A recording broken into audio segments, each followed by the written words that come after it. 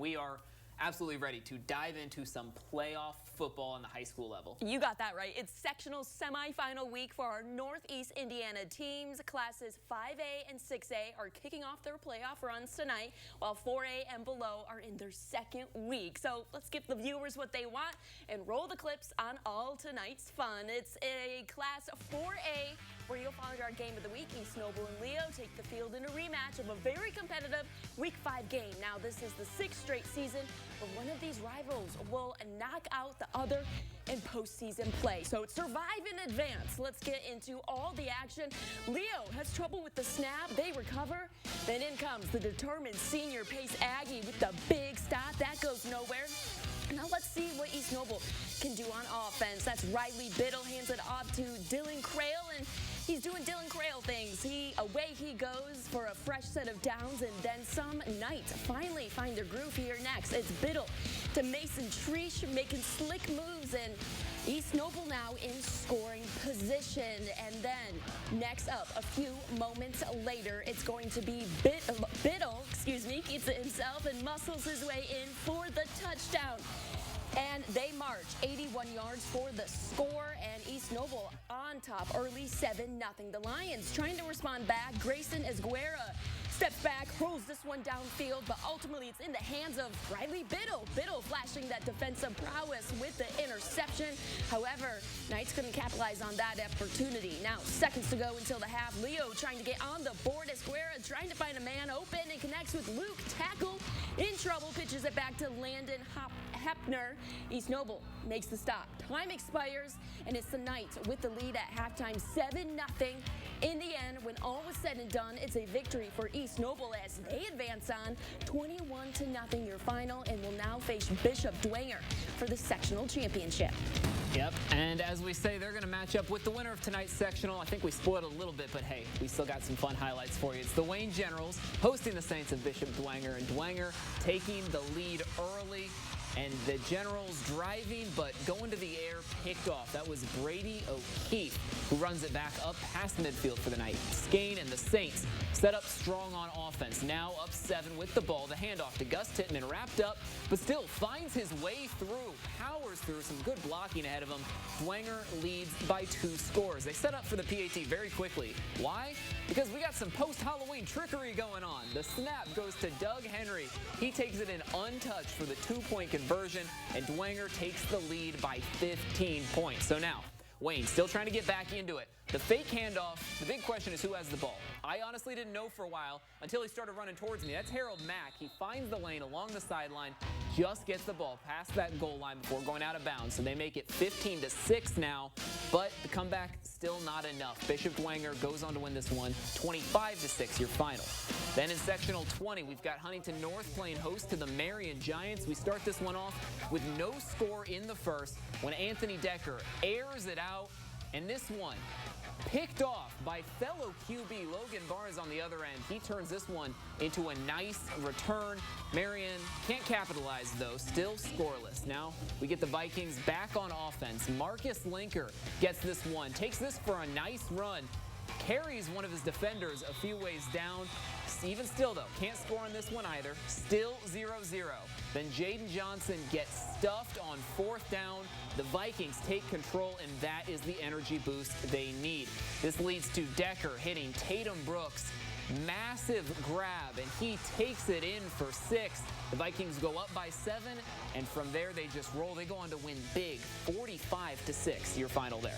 All right, jumping on up to Class 6A now. It's Northrup up against Carroll tonight. Chargers with a lead as we start the second half. And for Northrup, it's David Callison scanning his options and finds an open Jamari Brown. And he's off to the races, everyone. Punches his ticket in for 6 in the end zone. And now it's Carroll's turn to respond. This play here trips me up even for a second. Eventually, I catch up to senior William Jeffries, and he finds himself in the end zone, and the Chargers pad out their lead. And in the end, Carroll wins this one big, 47-18, your final. Then we take you down to Homestead as the Spartans play host to Hamilton Southeastern Royals. And we start this one in the second quarter. Royals up by a field goal. Chandler Weston scrambles a bit and finds Callan Oakson, who stays in bounds for the nice gain there. And then we're going to see Southeastern hits the gas as Brennan Baker pops off. Look at him go for a really nice 64-yard gain to get the Royals into the red zone, and then that would eventually lead to AZ Wallace here. We're going to see him making some nice moves here. He's going to take it in for 6. Extra point is good, and the Royals then go up by 10 at this point. Royals go on to win this one. In the end, a close one, 20-14, your final. And taking a look now, rounding out our 6A matchups, the defending 5A champion Snyder Panthers head out west to Elkhart. The Panthers take down the Lions, 14-7, your final there. All right, moving on down to Class 5A now. Just 2 Northeast Indiana teams in that bracket. One of those is Northside hosting Concord. They trail Concord early, but look at this grab. The ball way up in the air. There's Omarion Waits, and he gets his feet in. This sets up the Legends in the red zone. But, hey, the Minutemen defense, they stand strong. This is 4th down play now. Jaron Thomas, diving sack from behind. The ball pops loose, but play was already dead. He was down. And it doesn't matter. That's on 4th down. So that ends the Northside drive. But then they get another one right before halftime. This time, another pass. They air it out, but into the hands of a Minuteman. Derek Gomez with the snag and the solid run, and Concord pulls away. They end Northside's season with the win. Still waiting on a final score from that. But the winner is now set to face the winner of our other Northeast Indiana matchup as Warsaw hosted Goshen, with the Tigers easily taking down the Redhawks 52-7. All right, and moving right along to Class 3A we go, where Bishop Luers heads down to Jay County in their quest for another state title. The Knights with a good start here. Look at that, going up 7-0 thanks to a 1-yard Jacob Felder score. And then very next drive here for Bishop Luers. Check this out, everyone. This catch by Evan Wilkins. Yeah, he mossed the defender. How about it? It's a 1st down for the Knights, but that drive would come up empty. And then here on 3rd down, sack there by Jay County's own Isaac Dews forces the Luers punt. Jay County cannot score their next drive, though. They punt it back to Luers, who then takes advantage of a short field. Damian Hogue punches it in for 6. Luers takes the 21-0 lead going into halftime. And in the end, it's no problem for the Knights. Bishop Luers wins this one 41-8. They will now face Mississinawa next Friday night. And checking in on sectional 26, we will now know our sectional finals matchups. Tippecanoe Valley hosted Garrett, with the Railroaders taking down the Vikings by a score of 42-13. And then West Noble hosted Fairfield, with West Noble charging down Fairfield by a score of 56-22. They'll play each other next week. All right, easy work for those 2 in Class 3A, but now we're heading down to Class 2A, where Adams Central's hosting Churubusco. Keep in mind the Jets are looking to carry on their success from when they were in Class 1A. So we pick things up after halftime. Adams Central with the lead. Great run by Flying Jet senior Matt Heiser. He sets up AC in scoring position, and then just give it back to Heiser. He's going to finish the job just a couple plays later.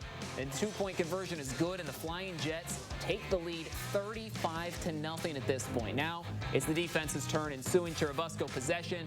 Eagles go for it on 4th down, but they are stuffed near the line of scrimmage, and Adams Central takes it over on downs. Busco would find a late consolation score. That's Angelo Anuselli. But in the end, it's the fireworks for the Jets. Adams Central breezes past Churubusco 35-8, and they will face Eastside in our 3rd round of playoff games. And so now checking in on that score in particular, Eastside drops 41 points in that high-scoring affair, and they blaze past Prairie Heights. That final score, 41-26. And then we wrap up with 3 Northeast Indiana teams in the Class 1A sectional draw here. Fremont hosted North Miami tonight, with North Miami taking down Fremont easily, 35-7 your final. Then Southern Wells hit the road against Triton, and Southern Wells takes a beating. The Trojans win this one 61-6. Finally, South Adams on the road against Tri South Adams, down 32-7 at the half, but the Starfires take this one with an amazing